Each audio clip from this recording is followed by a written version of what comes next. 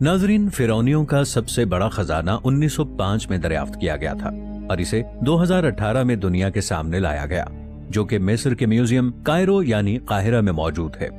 حیران کر دینے والی بات یہ ہے کہ وہاں پر بہت زیادہ سونے جواہرات کے علاوہ ایک ایسا تابوت بھی موجود تھا جس میں بھورے بال اور ایک خوبصورت ترین چہرہ ہزاروں سال پرانا ہونے کے باوجود بھی بالکل اپنی اصلی حالت میں موجود تھا۔ ماہرین آثار قدیمہ اس ممی کو دیکھ کر کافی حیران ہوئے۔ آرکیالوجسٹ نے اس ممی کے بارے میں یہ اندازہ لگایا کہ یہ ممی ایک یویا نامی طاقتور فرعون کی تھی۔ کہا جاتا ہے کہ اس کا یہ نام یوسف کو بگاڑ کر رکھا گیا تھا۔ اگر حضرت یوسف علیہ السلام کی قبر مبارک کی بات کی جائے تو ان کی قبر آج تک دریافت نہیں کی جا سکی، اور سائنسدان یہ دعویٰ کر رہے تھے کہ یہ تابوت حضرت یوسف علیہ السلام کا ہے۔ یہ تابوت سن 1905 میں مصر کی ویلی آف کنگ سے دریافت کیا گیا تھا۔ دوستو، اس جگہ پر صرف بادشاہوں کے مقبرے ہی موجود ہوتے ہیں جن کو بہت زیادہ سونے، چاندی اور جواہرات کے ساتھ تابوت میں بند کیا جاتا تھا۔ جب یویا نامی ممی پر تحقیق کی گئی تو پتہ چلا کہ یہ فرعون ایک خدا پر ایمان رکھتا تھا، جبکہ مصر میں فرعون مختلف خداؤں پر یقین رکھتے تھے۔ جب اس ممی کے جسمانی خد و خال پر تحقیق کی گئی تو معلوم ہوا کہ یہ ممی وہاں کی مقامی نہیں ہے، بلکہ اس کے چہرے کے خد و خال فلسطین میں بسنے والے لوگوں کے مشابہ تھے۔ بائبل اور اسلامی تعلیمات کے مطابق حضرت یوسف علیہ السلام کو دریائے نیل کے کنارے دفن کیا گیا تھا، مگر جب حضرت موسیٰ علیہ السلام مصر سے روانہ ہونے لگے تو حضرت یوسف علیہ السلام کا جسم مبارک وہاں سے نکال کر اپنے ساتھ فلسطین لے گئے اور انہیں وہاں ان کے باپ دادا کے پاس دفن کیا گیا۔ جدید ٹیکنالوجی کے ذریعے جب اس ممی کے چہرے کو سکین کیا گیا تب بھی وہ فرعون مصر نہیں لگتا تھا۔ وہ چہرے کی بناوٹ اور خوبصورتی کے لحاظ سے اس قدر بہترین تھا کہ اس چہرے کو تشکیل دینے والے ماہرین اس کی خوبصورتی اور لمبی گردن کو دیکھتے ہی رہ گئے۔ وہ جسمانی ساخت کے لحاظ سے ایک لمبا، چوڑا، قوی، سرخ رنگت، لمبے گھنے بالوں والا اس قدر خوبصورت انسان تھا کہ ہر دیکھنے والی آنکھ حیران رہ گئی۔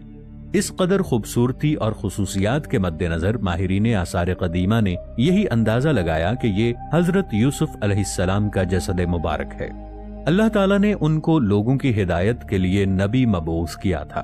وہ خوبصورتی میں اس قدر متاثر کن تھے کہ مصر کی عورتوں نے ان کی خوبصورتی میں گم ہو کر اپنے ہاتھوں کی انگلیاں کاٹ ڈالیں۔ عزیز مصر کی بیوی زلیخا بھی ان کے عشق میں دیوانی تھی اور ان کی خوبصورتی سے متاثر ہو کر ان کو اپنی طرف مائل کرنے کی ناکام کوشش کرتی رہی۔ مشہور محقق احمد عثمان نے 8 بڑے ثبوتوں کو سامنے رکھ کر یہ دعویٰ کیا کہ یہ جسم مبارک حضرت یوسف علیہ السلام کا ہے۔ انہوں نے ریسرچ کر کے سب سے پہلا دعویٰ یہ کیا کہ اس تابوت پر لکھا ہوا نام یویا مصری نام نہیں ہے۔ انہوں نے دوسرا دعویٰ یہ پیش کیا کہ یویا نام، جس کا مطلب فادر آف فیرو ہے، تورات میں حضرت یوسف علیہ السلام کے جس نام کا ذکر ہوا ہے یہ نام اس سے ملتا جلتا ہے، جس میں یہ لکھا گیا ہے کہ وہ اللہ تعالیٰ کی مرضی سے مصر لائے گئے اور بعد میں فادر آف دی فیرو بن گئے۔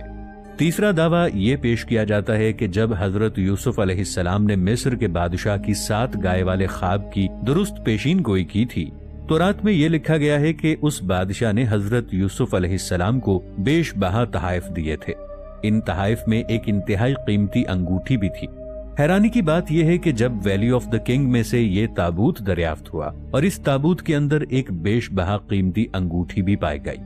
چوتھا ثبوت یہ پیش کیا گیا کہ تحقیق کے دوران یہ پتہ چلا کہ وہ جسم مستقل طور پر مصر کا رہائشی نہیں تھا، مگر اس کی بیوی جس کا تابوت ساتھ ہی سے دریافت ہوا تھا اس کا تعلق مصر سے تھا، مگر تحقیق کے مطابق یہ شخص مصر کا رہائشی نہیں تھا۔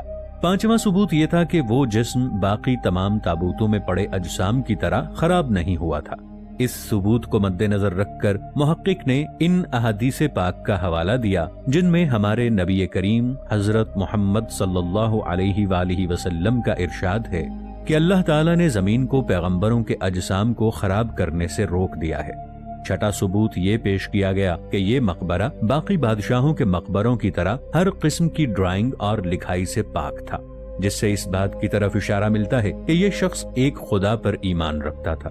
ساتواں دعویٰ یہ پیش کیا گیا کہ مصر کا مقامی نہ ہونے کے باوجود بھی اسے وہاں کے طاقتور ترین انسانوں اور بادشاہوں کے ساتھ دفن کیا گیا، جس سے یہ اندازہ ہوتا ہے کہ یہ اس وقت کا کوئی بہت خاص آدمی تھا۔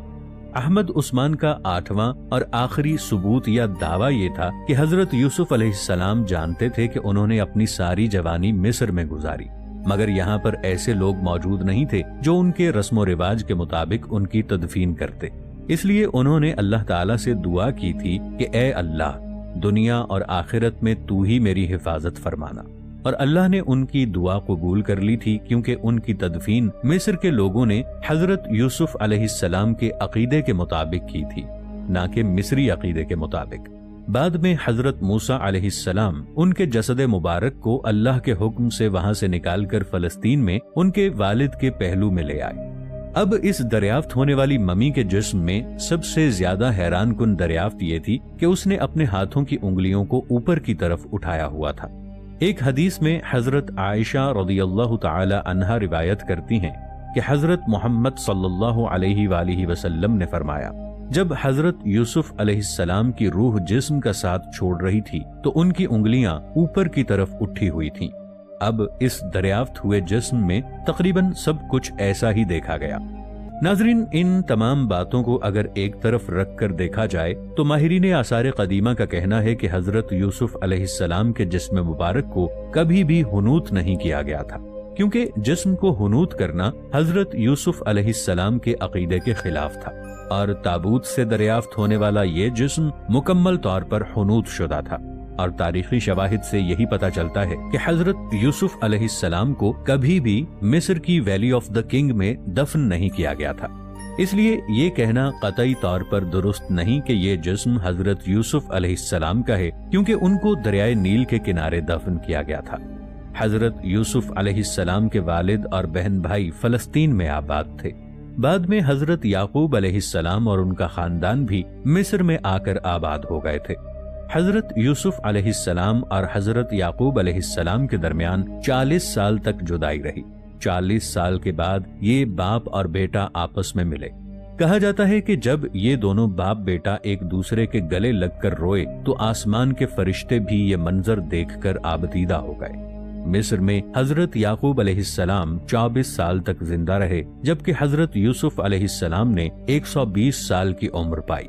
حضرت یعقوب علیہ السلام نے اپنی وفات سے پہلے یہ وصیت کی تھی کہ میری قبر اسی مقام پر بنانا جہاں میرے باپ دادا ابراہیم علیہ السلام اور اسحاق علیہ السلام کی قبور ہیں۔ ان کی وصیت کے مطابق ان کو فلسطین میں ہی دفن کیا گیا۔ اپنی وفات سے پہلے حضرت یوسف علیہ السلام نے یہ وصیت کی تھی کہ میں نے حضرت جبرائیل علیہ السلام سے سنا ہے کہ ان قریب میری قوم بنی اسرائیل دوبارہ اپنے وطن کی طرف ہجرت کرے گی، لہٰذا جب وہ وقت آیا تو میرے جسم کو بھی لے جا کر میرے باپ دادا کے پہلو میں دفن کرنا۔